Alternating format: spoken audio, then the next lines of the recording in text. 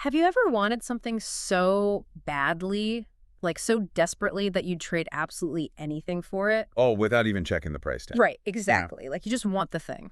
And today we are doing a deep dive into a narrative that weaponizes that exact human vulnerability. It is incredibly unsettling. Yeah, it's a piece from a source called The Chilling Current, and it introduces us to this local legend, Marrow Bridge. Right, down in North Carolina. Yep. And it's this seemingly ordinary wooden bridge that reportedly grants wishes, but it exacts a totally devastating toll. A completely life-ruining toll, honestly. Yeah. So our mission today is to unpack how this story uses, these really eerie sensory details and this whole concept of a sinister transaction to show how desperation can just permanently erase a person's identity. And the text establishes this core warning super early on, which kind of sets the grim tone for everything. It says, some wishes don't change your life, they replace it. Oh, that line just gives me chills. It's so good Mhm. because it operates on this really primal fear of unintended consequences.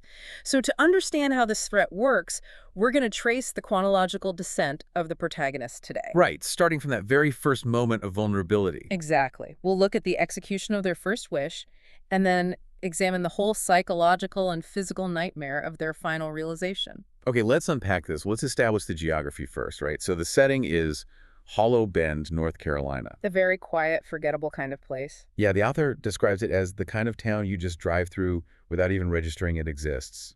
But it houses this dark secret right out in the open. Right. But Marrow Bridge itself, it isn't like some crumbling Gothic stone structure covered in fog. No, not at all. It's just a Sure. narrow one-lane wooden bridge over a shallow creek. It's not ancient. It's not abandoned. There are no historical plaques or anything. It just has this atmosphere that feels fundamentally wrong.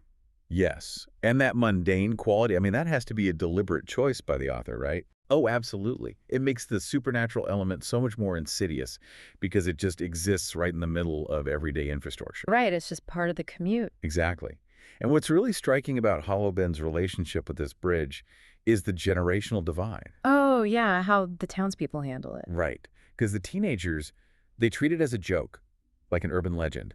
They dare each other to go out at midnight and whisper wishes into the water. Because teenagers think they're invincible. Totally. They view mortality and lasting consequences as these abstract concepts. So to them, the bridge is just a rite of passage. But the adults, the ones who grew up there, they avoid it entirely. And this is where I have to push back a little on the town's logic. Okay, what do you mean? Well, th- their broader relationship with this bridge feels totally contradictory. If a community knows a piece of local infrastructure is a literal supernatural hazard, Right. like silent avoidance seems like a massive underreaction to me. People petition to have dangerous intersections redesigned. It's true. You'd think a community with a cursed bridge would, I don't know, barricade it, burn it down, put up a warning sign for outsiders. Well, you have to view their inaction through the lens of generational trauma, not like civic planning. Okay, fair. The text actually suggests the adult silence isn't negligence at all. It's a calculated appeasement strategy. Like they're trying to keep it calm. Exactly. Yeah. To people who grew up there, they understand this isn't just a physical structure you can bulldoze.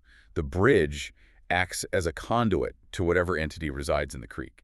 So barricading it would be like declaring war. Right, a direct act of aggression. They believe that trying to stop the bridge's influence entirely might invite its wrath upon the whole town. Wow. Okay, so they just look the other way. Yeah, they adhere to this strict unwritten rule. Basically, if you are foolish enough to go, do not stay after you get your wish. Wow. So it's very much a philosophy of, don't poke the bear. Precisely. Which brings us directly to our protagonist. And they're in a psychological state where community rules just do not matter anymore. No, because they are consumed by a singular, overwhelming trauma. Right. Their sister, Emily, has been missing for 6 months. And there are 0 leads, 0 suspects, just this agonizing void. And 6 months, I mean, that is a critical and excruciating timeline in a missing persons case. Why is that specifically? Well, it represents a state of ambiguous loss. It's long enough for the police to kind of exhaust their resources and for the broader community to stop actively searching. Right. People move on. Exactly. But it is nowhere near long enough for the family to find any kind of closure. So the narrator is trapped in this emotional limbo. Which makes them entirely vulnerable to literally any promise of a resolution. Exactly. And that vulnerability is the perfect entry point for the bridge. So the narrator is at a bar, clearly struggling, and this acquaintance casually brings up the bridge's legend. Right, just have jokes about it. Yeah, they're like, just go at midnight, whisper what you want, but leave immediately after. And when the narrator pushes for clarity on what that actually means, the person just refuses to elaborate. Which, I mean, that refusal alone should be a massive red flag. Oh, huge. But desperation overrides logic, right? So the narrator drives out to Merrow Bridge at midnight, and the text uses these incredible sensory details here to basically signal they are stepping into a trap. The author meticulously constructs this sensory atmosphere. It really elevates it from a simple ghost story to something incredibly visceral. Yeah, because the woods aren't just peaceful. No, they are described as too silent. The narrator notes that the trees feel like they're holding their breath. Oh, that's such a creepy image. It is. It represents this expectant silence. The environment itself is anticipating the transaction. It's acting as an extension of the bridge's will. Right, and the physical sensations reinforce that whole isolation. They feel the wood creaking under their feet. Emphasizing that they are suspended over the water, crossing this literal and metaphorical boundary. Yes, and the creek below, it's not some nice babbling brook. It's black and still, like ink. An active void just waiting to be filled. And into that waiting void, the narrator makes their move. They lean over the wooden railing and whisper, "Bring my sister home." And the environmental response is so subtle, but it's terrifying. To ripple. Right, the water ripples slowly and deliberately, which indicates that whatever is beneath the surface possesses agency. It's not a natural current. No, it is actively listening and processing the request. And the transaction is accepted the moment this cold wind blows across the bridge. Because immediately after, the narrator's phone buzzes. With a text from Emily's number. Yeah, that just says, "I'm here." Just, I'm here. I was looking at this, and the underlying mechanism, it operates remarkably like a corrupted search engine algorithm. Oh, that's an interesting way to look at it. Right, because you input a query in a moment of pure desperation, "Bring my sister home," and the bridge retrieves the exact literal result. But because it's malicious, it strips away all the context. Exactly. It fulfills the prompt while completely ignoring the human intent behind the search. Obviously, the intent was to bring her home safe, sound, and human. Right. And taking that algorithmic analogy a step further, the bridge's response is basically a masterclass in zero-sum magical economics. Ooh, explain that. Well, it explicitly exploits the lack of parameters in the wish. The narrator asked for the physical return of their sister, and the bridge adhered strictly to the rule that every intervention has an equivalent cost. Right. So when the narrator turns around, Emily is standing at the end of the bridge. It provided the physical body, but the specific price extracted for this favor was Emily's humanity. God, that's dark. The text describes this reunion that should be so joyous, but it's instantly hollow. Because she's barefoot, soaking wet, shivering. Yeah. And when the narrator hugs her, she doesn't react at all. Her skin is ice cold, her hair reeks of creek water. But the true indicator of the cost is her eyes. Right, they're unfocused, unblinking, and entirely devoid of human warmth. They brought back a vessel. A vessel, that's exactly it. And this introduces a really severe psychological test for the family, because the narrator brings this entity back to their parents' house. Wraps her in blankets, puts her on the couch. Yeah.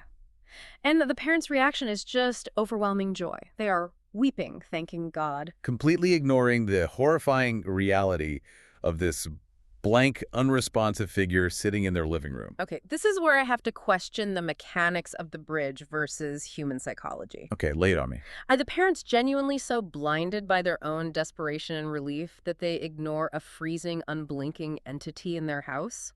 Or is the bridge actively manipulating their perception so they only see the daughter they want to see? Well, what's fascinating here is that the narrative suggests a tragic intersection of both. Really?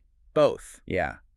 Because on one hand, natural grief inherently creates a powerful cognitive dissonance. The parents' minds have been subjected to 6 months of sheer agony. Right, they just want it to be over. Exactly. They are desperate to accept this sudden resolution, which causes them to subconsciously reject the glaring anomalies. That makes sense. But on the other hand, the text also introduces an element of what folklorists call a glamour. A glamour, like an illusion. Exactly. In this context, it operates as a psychological veil. The bridge's magic projects an illusion that forces the parents' minds to paper over the physical reality. Oh, wow. So it actually allows them to see a normal Emily. Yes, and this glamour serves a specific malicious purpose. It isolates the narrator as the absolute only person who can see the truth. And that isolation becomes the perfect setup for the story's exploration of supernatural debt. Because that very night, the truth of this vessel becomes undeniable. The domestic sanctuary is completely violated. Yeah, the narrator wakes up to this soft, rhythmic tapping sound. They follow it down the hall to Emily's room, And they find her standing in the corner. facing the wall, repeatedly tapping her forehead against the drywall. It's just a deeply unsettling image, like a broken machine glitching in the dark, That glitching behavior really highlights the imperfection of the vessel. because it's not really her. Exactly. The bridge didn't craft a flawless human replica because it didn't need to. It only needed the vessel to be convincing enough to infiltrate the home and torment the wisher. Wow. And then when the narrator whispers her name, the entity stops tapping, and it speaks without even turning around. The voice is layered. It sounds like multiple distinct voices overlapping. Which is so creepy, and it delivers this critical line you didn't ask what it would take. And that single line reveals the entire philosophy of the bridge. It operates on consent, however uninformed or desperate that consent might be. Right, it places the blame entirely on the wisher. Like, you initiated the transaction, you just failed to consider the collateral damage. Exactly. And when the entity finally turns around, its eyes are completely black. Confirming that whatever is inside Emily is definitely not of this world. Not at all. Yeah. And this realization is what drives the narrator's next action, which pushes the story right into its climax. Yeah, because they're driven by this mix of sheer terror and, honestly, probably intense guilt over bringing a monster into their parents' home. Oh, absolutely. So the narrator returns to Marrow Bridge the very next night. They abandon all caution and literally demand that the bridge take the entity back and return the real Emily. But the mechanics of this second encounter, this is where the true nature of the trap is revealed. Right, because the narrator screams into the water and the voice rises from beneath the bridge to initiate a second negotiation. It doesn't just grant the reversal. It establishes its economic rules. It states plainly, every wish has a cost. To undo a wish, you must offer something greater.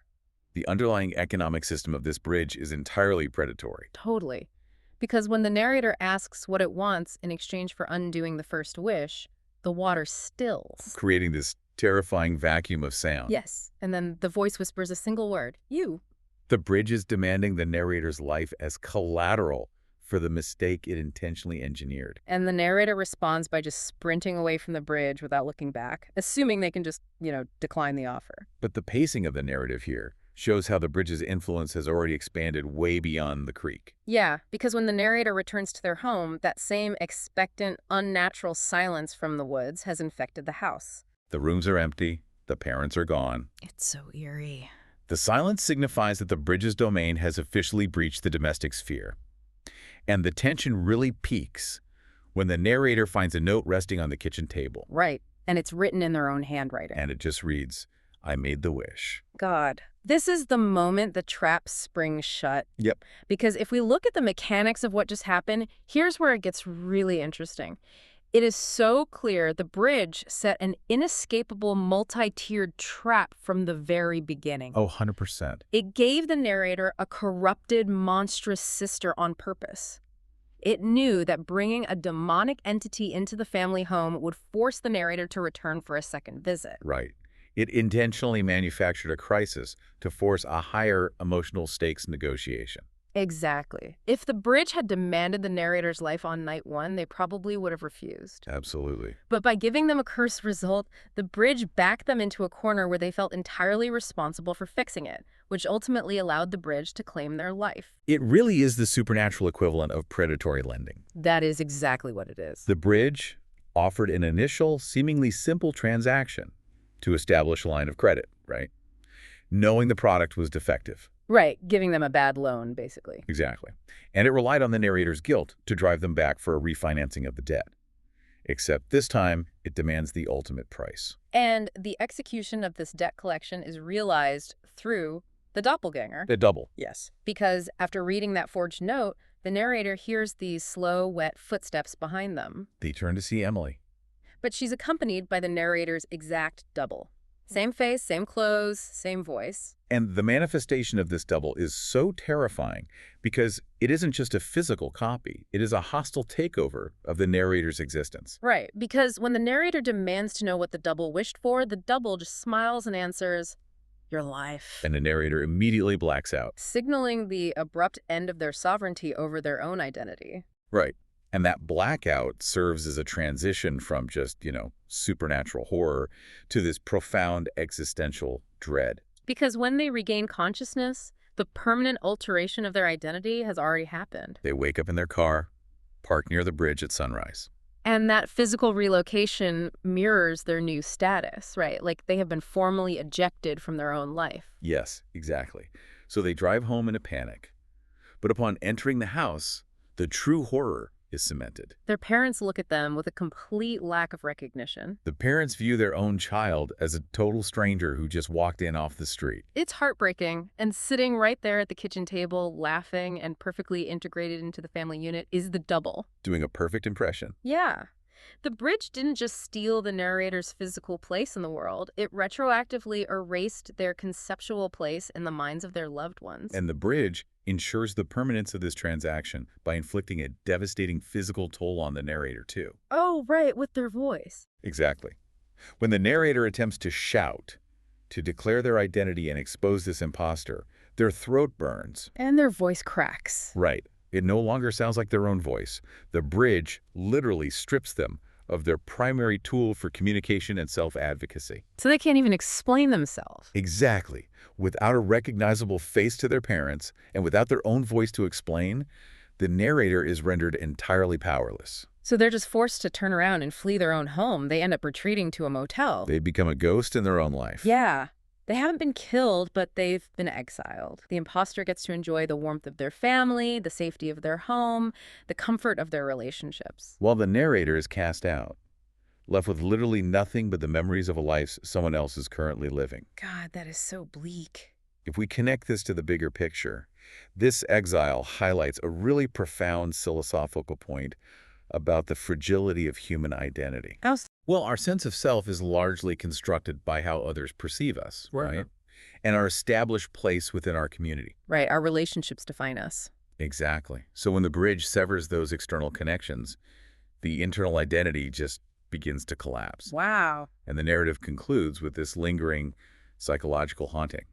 In the motel room, miles away from Hollow Bend, the narrator looks in the mirror and hallucinates creek water dripping down their face. They constantly hear the whisper of the bridge behind them, reminding them that a wish is never free. The transaction becomes a permanent open wound. It really does. The story takes a moment of pure, understandable human desperation and demonstrates how easily it can be exploited into an eternal punishment. From the ink-black water of Merrill Bridge to the chilling reality of a stolen existence, the text meticulously details the mechanics of complete identity erasure. It really drives home the ultimate lesson, right? That desperation makes us entirely blind to the true cost of our desires. Absolutely. When individuals are consumed by the need for a specific outcome, they focus solely on the acquisition. They completely ignore the nature of the exchange. Yeah. As the narrative warns, some trades do not fix your broken reality. They replace it with something far worse. It is a profoundly sobering analysis of a deeply unsettling text. It really is. So the takeaway for you listening is crystal clear. If you are ever driving through a quiet, forgettable town and you find yourself standing near a narrow wooden bridge that promises miracles in the dark, Just keep driving. seriously, just keep driving. Because whatever entity is listening under the water has a flawless collection rate, and it will inevitably collect. No doubt about it. Which leaves us with one final thing to think about. We've explored how flawlessly the double stepped into the narrator's life, fooling the people closest to them. But I want you to imagine it was you. Oh, wow. Okay. If you were stripped of your voice, if your family's recognition was wiped totally clean, and your very place in the world was usurped, what small, unseen detail of your true self do you think would be the absolute hardest for an imposter to perfectly replicate?